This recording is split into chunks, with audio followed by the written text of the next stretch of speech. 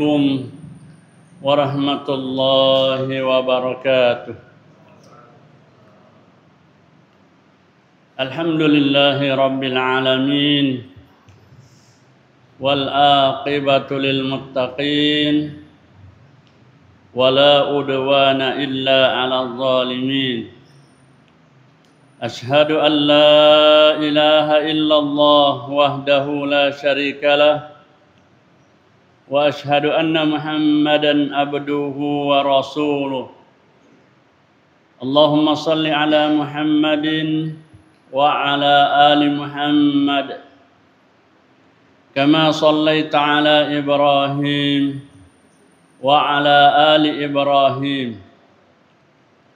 وبارك على محمد وعلى آل محمد كما باركت على إبراهيم وعلى آل إبراهيم إنك حميد مجيد.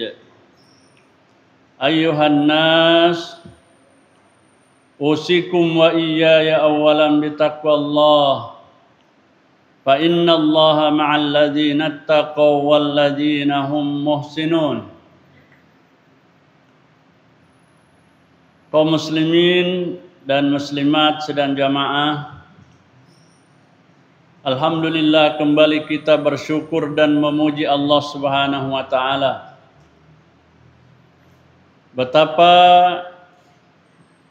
kita mengingat tentang nikmat-nikmatnya yang kita yakini bahwa nikmat itu kewajiban bagi kita untuk mensyukurinya. Maka hanya dengan memohon kepada Allah Subhanahu wa taala agar membantu dan menolong kita untuk mensyukuri segala nikmatnya. Hanya dengan kemudahan dan taufik dari Allah Subhanahu wa taala kita mampu untuk mensyukurinya. Begitu banyaknya dan begitu besarnya nikmat-nikmat Allah Subhanahu wa taala. Mari kita bersalawat kepada Nabi sallallahu alaihi wasallam. Semoga kita semua mendapatkan syafaatnya ketika membutuhkannya dalam perjalanan menuju pertemuan dengan Allah Subhanahu wa taala. Allahumma salli ala Muhammad. Selanjutnya pada malam 30 bulan Ramadan, salat maghrib kita itulah salat Ramadan terakhir. Salat isya kita yang barusan ini adalah salat isya terakhir untuk kita semua. Mari kita perhatikan isyarat-isyarat dari Nabi sallallahu alaihi wasallam. Yang pertama, ketika Nabi sallallahu alaihi wasallam menyampaikan innamal a'malu binniyat, sesungguhnya amal itu ditentukan oleh niatnya dan itu dipersaksikan pada awal daripada segala amal kita. Lalu kemudian Nabi sallallahu alaihi wasallam menjelaskan innamal a'malu bil khawatim. Sesungguhnya penilaian dari amal-amal itu dilihat dari akhirnya. Maka tidak ada sentuhan motivasi dari Nabi sallallahu alaihi wasallam kepada sahabatnya kecuali selalu mengingatkan, tingkatkan, perbesar, perbanyak daripada amal-amal saleh yang kalian lakukan. Itu artinya adalah bahwa amal yang kita lakukan ada yang menilai. Kita ulangi, Allah yang memerintahkan, Allah yang mengawasi dalam pelaksanaannya, benar atau tidak, sungguh-sungguh atau tidak. Lalu kemudian Allah yang akan memberikan balasan. Dari sini insya Allah tidak ada satupun di antara hamba Allah Subhanahu wa Ta'ala yang memahami tentang hal ini kecuali pasti bersungguh-sungguh dan senantiasa meningkatkan apa yang mereka lakukan. Tidak muncul dan timbul dalam hatinya sesuatu kebanggaan menganggap bahwa amal saleh yang telah dilakukan sudah demikian banyak. Tidak muncul dalam pikiran dan benak mereka bahwa kepribadian mereka itu sudah dianggap sudah pantas untuk dibanggakan. Tetapi mereka menghadirkan dalam hatinya bahwa apa yang kami persembahkan kepada Allah Subhanahu wa Ta'ala itu tidak mampu untuk membayar jasa-jasa Allah Subhanahu wa Ta'ala yang menciptakan kita, yang memberikan rezeki kepada kita, yang menghidupkan nanti kita di hari kemudian dan memberikan dan menentukan keselamatan ataupun siksaan. Kaum muslimin muslimat rahimani wa rahimakumullah. Maka ajakan kita pada malam ini adalah mari kita melihat apa yang kita lakukan berupa pendekatan diri, ketaatan kepada Allah Subhanahu wa Ta'ala pada dasarnya adalah untuk menghindarkan diri kita dari kehinaan. Allah Subhanahu wa Ta'ala berfirman, A'udzubillahi minasyaitonir rajim. Duribat alaihimuz zillah. Senantiasa mereka atau manusia itu diliputi oleh kehinaan.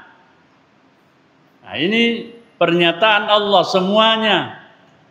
Tidak ada yang terkecuali, tidak ada yang bisa lolos. Illa bihablim minallah wa hablim minan nas. Kecuali yang hubungannya kepada Allah Subhanahu wa Ta'ala bagus, artinya sesuai dengan yang Allah Subhanahu wa Ta'ala kehendaki, wa hablim minan nas, dan juga hubungannya kepada sesama manusia. Bulan Ramadan adalah sarana untuk mendapatkan teori-teori untuk arah tersebut. Tetapi kalau teori itu hanya terpendam menjadi pemikiran, menjadi ilmu, maka itu tidak akan memberikan manfaat, bahkan menjadi penyesalan di hari kemudian. Seorang ulama memberikan nasihat bahwa ada 3 perkara, ada 3 kelompok, golongan orang yang paling menyesal nanti di hari kemudian. Siapa mereka? Salah satunya adalah yang pernah mendapatkan kesempatan mengetahui jalan-jalan atau amal-amal kebaikan, tetapi mereka tidak melakukannya, dan ada orang lain yang melakukannya. Ketika menyaksikan nanti di hari kemudian, itulah penyesalan baginya.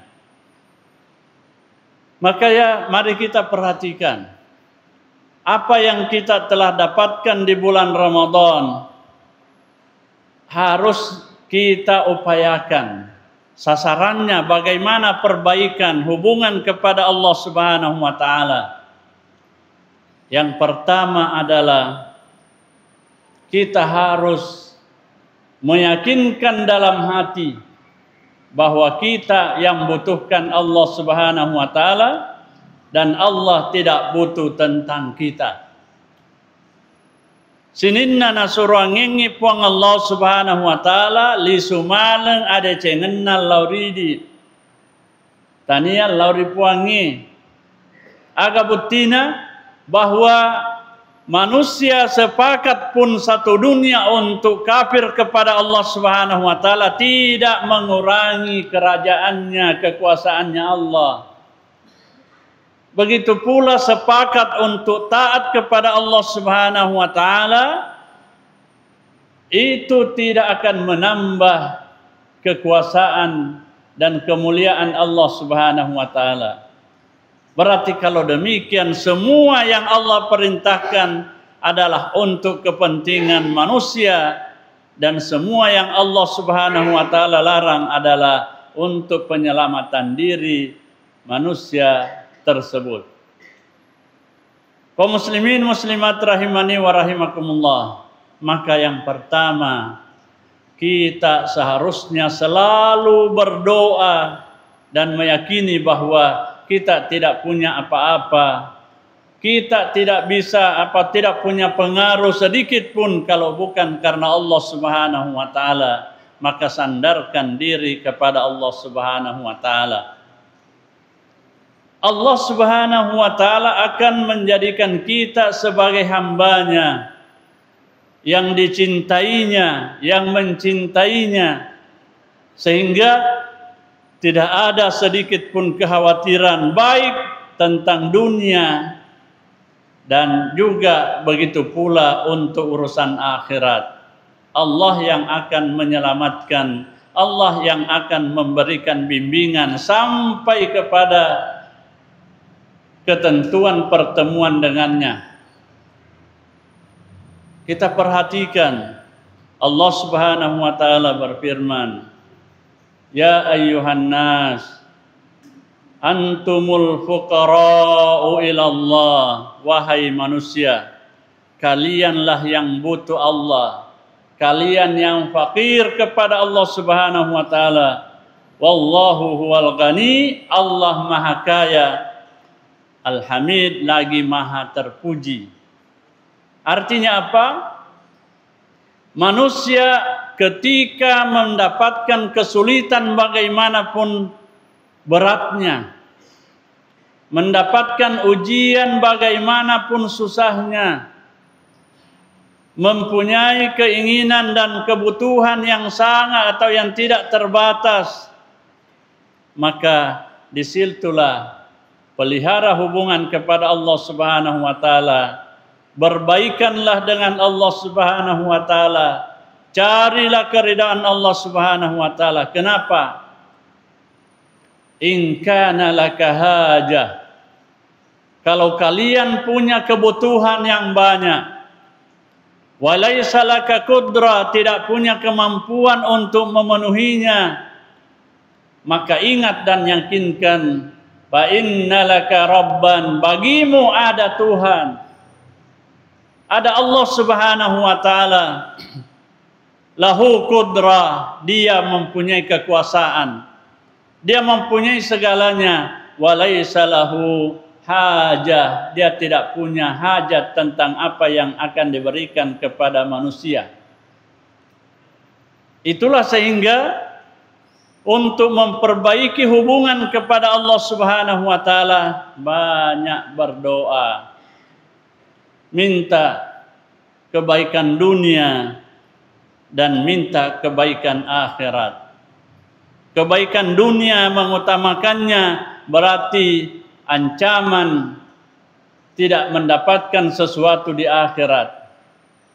Sebagaimana yang dijelaskan oleh Allah Subhanahu wa taala, wa minan nas, kebanyakan dari manusia, may yaqulu rabbana atina fid dunya.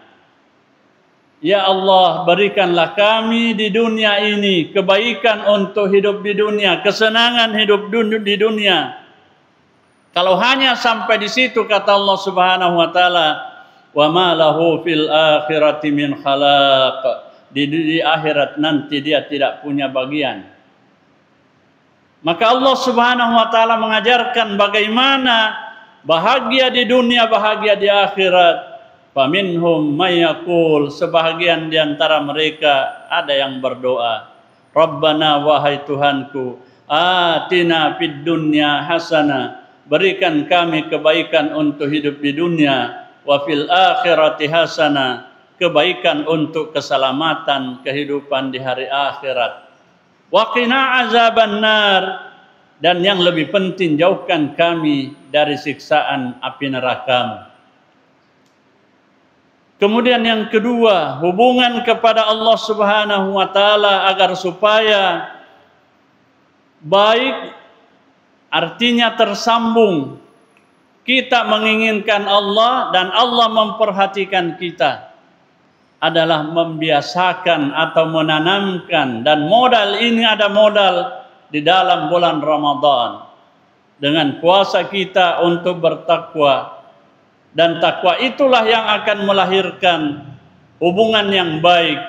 Bagaimana selalu berupaya menghadirkan rasa takut, sentuhan, kalau perlu mencucurkan air mata. Membiasakan air mata jatuh karena mengingat Allah Subhanahu wa taala, tetapi bukan air mata buaya. Dalam salat menangis, mencucurkan air mata, tetapi di luar waktu salat orang tua tidak diperhatikan, kerabat tidak disambung silaturahim.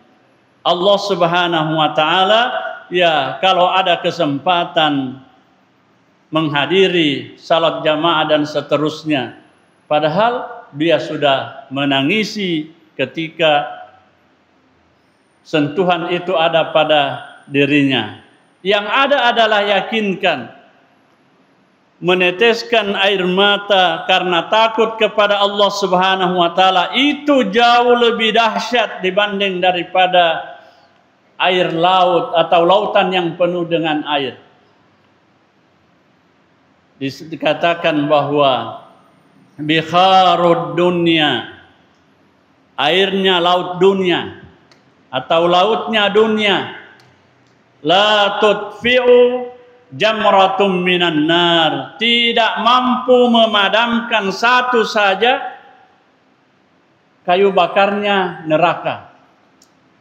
Satu, ini betapa banyaknya, betapa luasnya, banyaknya airnya laut, tapi tidak mampu untuk memadamkan jamratum minan nar. Akan tetapi walakin dam'uhu min khasyatillah, akan tetapi gugurnya atau tetesan air mata yang gugur keluar min khasyatillah karena takut kepada Allah Subhanahu wa taala. Takut kalau Allah tidak menerima amal ibadahnya. Takut kalau Allah Subhanahu wa taala belum mengampunkan dosanya, menghapuskan dosanya. Sehingga itulah yang membuat air matanya terjatuh. Maka dikatakan itulah tuhjibuka anhu, bisa membentengi atau memadamkan ancaman api neraka yang akan mengancammu. Maka betapa mahalnya yang namanya air mata yang disertai dengan takut kepada Allah Subhanahu wa taala. Yang ketiga, memelihara hubungan baik kepada Allah Subhanahu wa taala adalah istiqamah di dalam beramal. Laisa ramadaniyun, bukan hanya makatiati di ulan Ramalan, di lain-lain ulan Ramalan selesai dan menunggu bulan Ramadan yang akan datang, dan itu pun belum ada jaminan bisa bertemu atau tidak. Tetapi yang dibutuhkan adalah memelihara amal-amal kita. Beristiqamah artinya melakukannya, sejak melakukannya berniat untuk bukan mundur atau tetap, tetapi menambah baik kualitasnya ataupun kuantitasnya. Hafiz ala hasanatika, jagalah, peliharalah baik-baik amal kebaikanmu. Aksaru min anfasika, jauh lebih kamu peduli daripada kepedulianmu terhadap badanmu atau tubuhmu. Dek nak cek dek tahu, Masya Allah. aga dipauangi narekus yang penting dek na perdi utuk na pugau to. Aga dipauangi yang penting sehat ki, semua dia inginkan, dia lakukan. Kenapa? Karena ingin sehat. Padahal dipesankan memelihara atau menjaga amal saleh yang merupakan rohani itu jauh lebih harus diperhatikan. Kenapa? Inna anfasaka, badanmu atau jasmanimu itu rahila, akan pergi, akan berpisah. Wa hasanatuka baqiyah, kebaikanmu itulah yang akan langgeng, itulah yang akan abadi. Pelihara yang abadi. Lebih perhatian daripada memelihara yang fana, yang akan hancur. Itu hubungan kepada Allah Subhanahu wa taala untuk menghindari kehinaan, ancaman kehinaan. Lalu kemudian hubungan yang kedua kepada sesama manusia. Dan inilah sebenarnya teori-teori yang kita dapatkan di bulan Ramadan. Itu aplikasinya adalah yang akan kita jelaskan. Perbaikan hubungan kepada sesama manusia. Nabi sallallahu alaihi wasallam telah menjelaskan, dek gagai tu tahu elok pabosi ki pejena, pasti kau macaritai alena manan makesing, alena tahu tuju, tahu emunna salah dan seterusnya. Tetapi itu adalah menurut dia sendiri. Alena tum mimma kuiki alena. Tapi menurut Nabi sallallahu alaihi wasallam, pengakuan yang murni dan terpercaya adalah orang yang paling baik, khairun nas, orang yang paling baik di antara manusia adalah anfa'ahum linnas, yang banyak memberikan manfaat kepada sesama manusia. Bukan yang banyak memanfaatkan manusia, tetapi banyak memberikan manfaat. Dari sana timbul lagi sebuah nasihat. Fa illam tanfa'ahu, kalau kamu belum bisa memberikan kepada seseorang atau kepada manusia manfaat, kamu belum bisa meringankan bebannya, fala tagummahu, maka jangan kamu memberikan atau menambah bebannya. Kalau kamu belum bisa memberikan manfaat, maka usahakan jangan berikan dia kemudaratan. Fala tadurrahu, jangan engkau memudaratkannya atau membuatnya susah. Itu yang pertama. Hubungan kepada sesama manusia, camkan dalam hati, kami yang selalu mau perhatian, bukan kami yang diperhatikan. Dunia ini semakin kacau karena kebanyakan manusia selalu menuntut hak tetapi lupa kewajiban.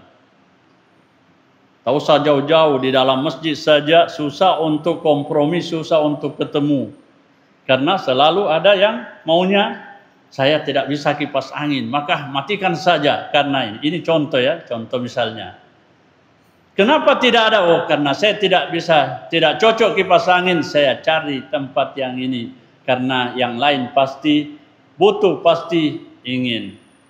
Begitulah selalu yang selalu seharusnya ada dari pengaplikasian teori-teori agama yang kita dapatkan. Dahulukan orang lain, itulah untuk menghindarkan kehinaan. Tidak ada orang yang selalu bermasalah dengan sesamanya manusia, orang itu adalah orang mulia. Tidak. Itu adalah tanda-tanda kehinaan. Mau mulia, tinggalkan segala yang bisa menjadi perselisihan. Carilah yang bisa menjadi kita kompak dan bersama. Yang kedua, ketika engkau belum sanggup. Jadi perintah yang kedua adalah selalu memberikan rasa nyaman dan rasa bahagia kepada sesama. Maka pelajaran atau pesannya, wa illam tafrahu, kalau engkau belum bisa menyenangkan orang, menyenangkan manusia, fala tadummahu, jangan engkau justru menyulitkannya. Dek pamulle pasananiki, dek pamulle parengi ya rega hibur dengan sebuah kesenangan, maka jangan sebaliknya justru kamu menjadikan dia semakin menderita. Dan yang ketiga adalah wa illam tamdahu, jika engkau belum bisa menyanjungnya. Jadi perintah dulu, perintahnya adalah memperbaiki hubungan kepada sesama manusia, pandai-pandailah menghormati orang. Jangan cari tunggu dihormati, tapi hormatilah orang lain. Berikanlah sanjungan yang sepantasnya, bukan juga sanjungan yang tidak sampai ke dalam hati, tetapi memberikan pengakuan sebagai bentuk bahwa orang itu memang pantas karena perbuatannya, pantas untuk disanjung karena kelebihannya, bukan tidak memperhitungkannya. Kalau kalian belum bisa menyanjung, dek kale fafalek mulai, karena dek mungkin latihan. Kalau memang belum bisa menganggap kelebihan orang itu atau menyanjung orang dengan kelebihannya, fala tazimmahu, jangan engkau mencelanya. Itulah dunia sekarang. Orang baik yang kebaikannya terlihat di depan mata ditinggalkan dan diabaikan. Yang dicari adalah celah, kesalahan atau aib yang sangat kecil dan minim. Itulah yang diungkap, itulah dibesarkan. Dari mana muncul semua itu? Itu karena ketidakberhasilan takwa di dalam hati. Kalau takwa di dalam hati, maka akan lahirlah bahwa betapapun kesalahan orang itu, kalaupun besar, itu urusannya dengan Allah Subhanahu wa taala, bukan urusan kami. Urusan kami adalah dosa kami kepada Allah Subhanahu wa taala. Itulah yang harus menjadi fokus dari kami. Kaum muslimin muslimat rahimani wa rahimakumullah. Maka terakhir mari kita menjadikan sebagai bahan buat kita semua, bahan renungan. Pertama, jangan menilai, melihat kebaikan itu atau amal saleh itu kecilnya. Kalau ada amal saleh sekecil apapun yang dilakukan orang, jangan lihat itu kecilnya. Tapi ingat bahwa yang perintahkan adalah Allah dan yang akan memberikan balasan adalah Allah Subhanahu wa taala. Kemudian yang kedua, jangan melihat dosa itu kecil atau besarnya. Tetapi ingat kepada siapa kita berdosa. Dosa itu lahir dari larangan yang dilabrak, yang dilakukan. Maka jangan lihat dosa itu kecil, tetapi ingat siapa yang kita tempati berdosa. Dia adalah Allah Subhanahu wa taala. Semoga bulan Ramadan ini semakin melunakkan dan melembutkan hati kita. Tidak menjadi seperti yang diingatkan oleh Allah Subhanahu wa taala orang-orang atau ahli kitab terdahulu. Lihai dan mahir membaca kitab-kitabnya, ayat demi ayat dalam kitabnya, tetapi tidak mengamalkannya. Akhirnya Allah Subhanahu wa taala menjadikan hatinya keras, dan itulah yang menyebabkan Allah Subhanahu wa taala menutup hatinya dan memberikan laknat dan kutukan kepadanya.